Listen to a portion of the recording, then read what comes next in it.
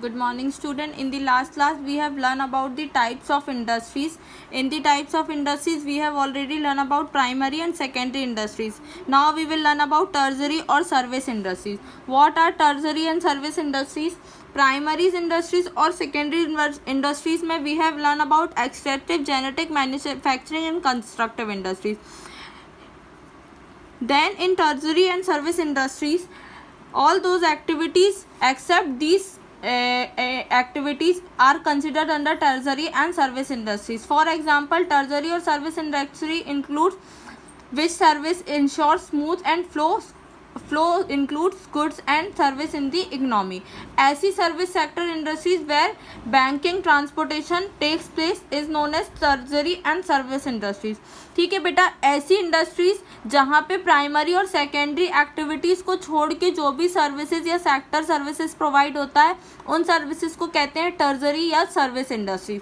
टर्जरी और service sector includes those service which ensure smooth flow of goods and services in the economy. Next आता है आपका, हमने यहाँ पे इंडस्ट्रीज में पढ़ा टाइप्स ऑफ इंडस्ट्रीज. 3 टाइप्स की होंगी, primary, secondary and tertiary industries.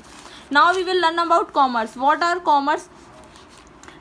Commerce includes all those activities like purchase, sale, transportation, insurance, warehousing, advertisement, etc. Products का sale, purchase, transportation, insurance, warehousing और advertisement, all these included under commerce. ठीक है. और trade किसको बोलेंगे? सिर्फ purchase and sale of activities. ऐसी activities जहाँ पे सिर्फ परचेज और सेल होगा उसको हम क्या बोलेंगे? Trade. And where it includes sale, purchase, transportation, insurance, warehousing and advertisement of a particular product is known as commerce.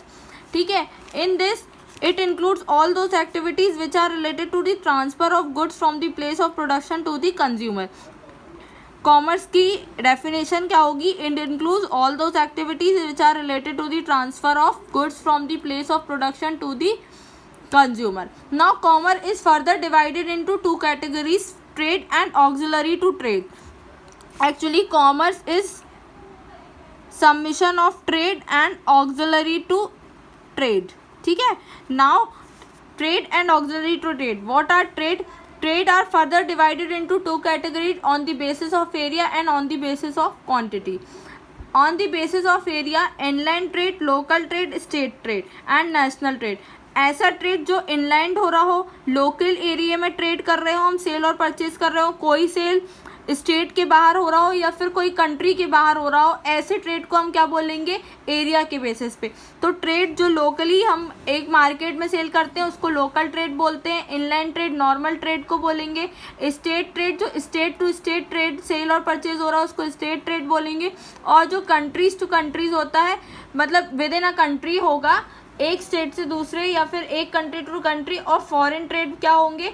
ऐसे ट्रेड जहाँ पे इंपोर्ट एक्सपोर्ट और इंटरपोर्ट ट्रेड होता है. इंपोर्ट ट्रेड क्या बोलेंगे? ऐसा ट्रेड जहाँ पे हम चीज़ों को क्या करते हैं? इंपोर्ट करवाते हैं. एक्सपोर्ट क्या होगा? ऐसा ट्रेड जहाँ पे हमारी चीज़ें क्या होती हैं? एक्सपोर्ट होंगी. मतलब हम सेल करेंगे अगर तो वो हमारा एक्सपोर्ट आएगा, अगर हम इंपोर्ट करवाएंगे या फिर परचेज करेंगे तो वो इंपोर्ट होगा. इंट्रीपोर्ट ट्रेड वो होता है जहाँ पे जो भी सेलिंग प्रोसीजर होता है वो कहाँ पे होता है? On port only. ठीक है. मतलब शिपिंग में सेलिंग शिप के थ्रू प्रोडक्ट आया और वहीं पे पोर्ट में ही हमारा क्या हुआ? दूसरी जगह पे सेल हो गया. ये होगा हमारा on the basis of area. Now आता है on the basis of quantity. Quantity के अकॉर्डिंग 2 टाइप्स होते हैं, होलसेल ट्रेड या रिटेल ट्रेड. होलसेल ट्रेड उस ट्रेड को बोलेंगे जहाँ पे कंज्यूमर बिजनेसमैन क्या करेगा? अपना प्रोडक्ट होलसेल में लेगा और फर्दर उसको छोटे छोटे सेलर्स को बांटेगा जिसमें वो सेल करेंगे, उसको बोलेंगे wholesale trade.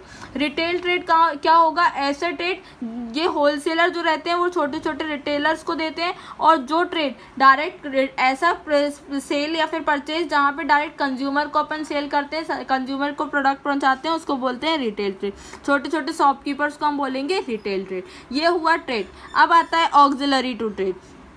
Auxiliary to trade क्या होता है? ऐसा ट्रेड जहाँ पे इन एक्टिविटीज़ के अकॉर्डिंग जो ट्रेड में एक्टिविटीज़ होंगी हम उसको बोलेंगे auxiliary to trade.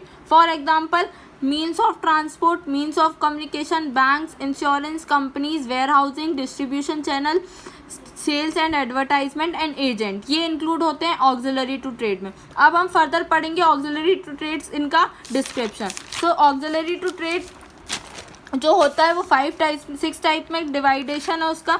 Means of transport, यहाँ पे आएगा जो हमारा ट्रेड होगा वो किसके हेल्प से होगा। फॉर एग्जांपल सरफेस यानी ट्रांसपोर्टेशन होगा ट्रक के थ्रू या फिर टू व्हीलर या फिर कोई भी सरफेस के हेल्प से अगर ट्रांसपोर्टेशन हो रहा है तो उसको बोलेंगे हम सरफेस ट्रांसपोर्ट। एयर के थ्रू हमारा गुड्स ट्रांसपोर्ट हो रहा है उसको बोलेंगे एयर ट्रांसपोर्ट, और अगर वाटर शिप के थ्रू हो रहा है तो वो होगा वाटर ट्रांसपोर्ट। ये होता है मीन्स ऑफ ट्रांसपोर्ट। फिर आता है आपका मीन्स ऑफ कम्युनिकेशन।